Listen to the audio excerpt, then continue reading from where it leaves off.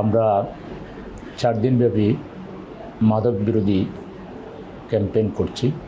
আমাদের উদ্দেশ্য হচ্ছে আমাদের প্রিয় তরুণ যুবক যারা আমাদের আগামীর বাংলাদেশের সম্ভাবনা, সম্পদ, এই তরুণদেরকে যদি আমরা সুপথে পরিচালিত করতে পারি, নেশা থেকে, বিপদগামিতা থেকে, সন্ত্রাসী কার্যক্রম থেকে যদি তরুণদেরকে দূরে রাখা যায়, তাহলে আমরা একটা সুন্দর, সভ্য, উন্নত জাতি আমরা বিনির্মাণ করতে পারব। আজকে দেশে আইন শৃঙ্খলা পরিস্থিতির মারাত্মক অবনতি। সরকারের 100 দিনে 600 জনের উপরে মানুষের প্রাণ গিয়েছে শুধুমাত্র খুনাখুনিতে। এই যে আইন শৃঙ্খলা পরিস্থিতির অবনতি, এটার পিছনে অন্যতম কারণ হলো মাদক ব্যবসা, মাদক সেবা। মাদক সেবীরা এক পর্যায়ে নিজের জীবনের ব্যাপারে হতাশ হয়ে যায়, পরিবার থেকে আলাদা হয়ে যায়, সমাজ থেকে আলাদা হয়ে যায় এবং পরিবারের জন্য তারা একটা বোঝা হয়ে যায়, সমাজের জন্য আতঙ্ক হয়ে যায়। আমরা চাই আমাদের এই সম্ভাবনাময় তরুণ যুবক এবং সমাজের মানুষ যারা, তাদের সবাইকে নেশার হাত থেকে ফিরিয়ে এনে, তাদেরকে মাদকাসক্ত থেকে ফিরিয়ে এনে আমরা তাদেরকে সুস্থ সুন্দর জীবনে নিয়ে এসে আগামী দিনের বাংলাদেশের চালিকা শক্তি হিসাবে বাংলাদেশ পরিচালনায় তাদের অংশগ্রহণ থাকবে। তাদের মধ্যে যাদের কর্মসংস্থান নাই, আমরা তাদেরকে কর্মসংস্থান তৈরি করে দিতে চাই। যাদের অন্য কোনো সমস্যা আছে, সেগুলোর ব্যাপারে আমরা শুনতে চাই, বুঝতে চাই এবং তাদেরকে আমরা সহযোগিতা করতে চাই। একান্তই নাগরিক দায়বোধ থেকে, মানবিক দায়িত্ববোধ থেকে এবং নৈতিক দায়িত্ববোধ থেকে আমরা এই ক্যাম্পেইনটি শুরু করেছি এবং আমরা এখনও এই ক্যাম্পেইনরত অবস্থায় আমরা আছি। আমরা সমস্ত যুব সমাজকে আহ্বান জানাচ্ছি, হে যুবক, একবার ভেবে দেখো, একবার যদি তোমার জীবনে কোনো বিচ্যুতি ঘটে, সেখান থেকে ফিরে আসা কত দুষ্কর হবে।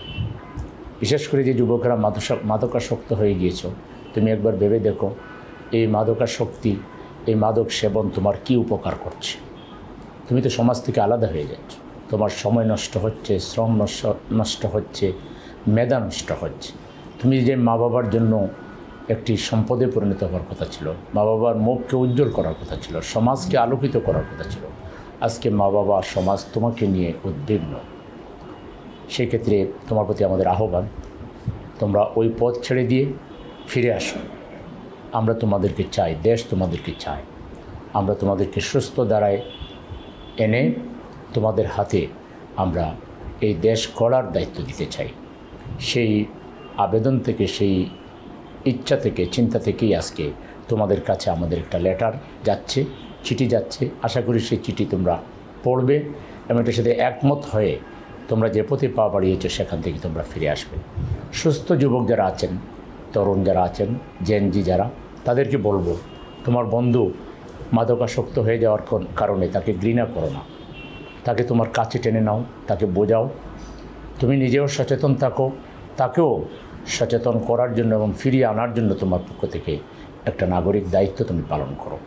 আর সরকারের প্রতি আমাদের আহ্বান, মাদকের রোডগুলো বন্ধ করতে হবে এবং মাদককে আশ্রয় প্রশ্রয়ে, সেটা রাজনীতিবিদ হোক আর প্রশাসন হোক, কেউ যেন না দিতে পারে সেই ব্যবস্থা নিতে হবে।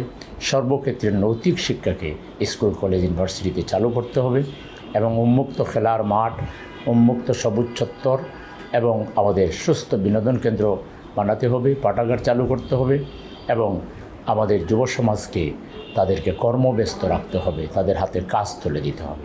তাহলে দেশের আইন শৃঙ্খলা পরিস্থিতি উন্নত হবে, মানুষ নিরাপদ জীবনযাপন করতে পারে। বিশেষ করে এই ঢাকা শহরকে আমরা একটা নিরাপদ শহরে পরিণত করতে চাই।